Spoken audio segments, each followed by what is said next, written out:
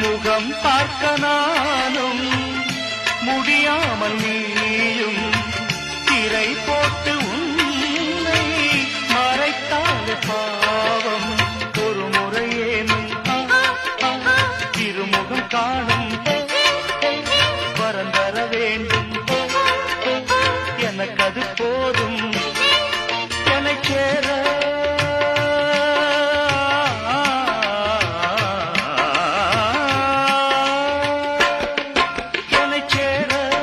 எதிர்பார்த்து முன்னம் 7 ஜென்மம் ஏங்கினேன்.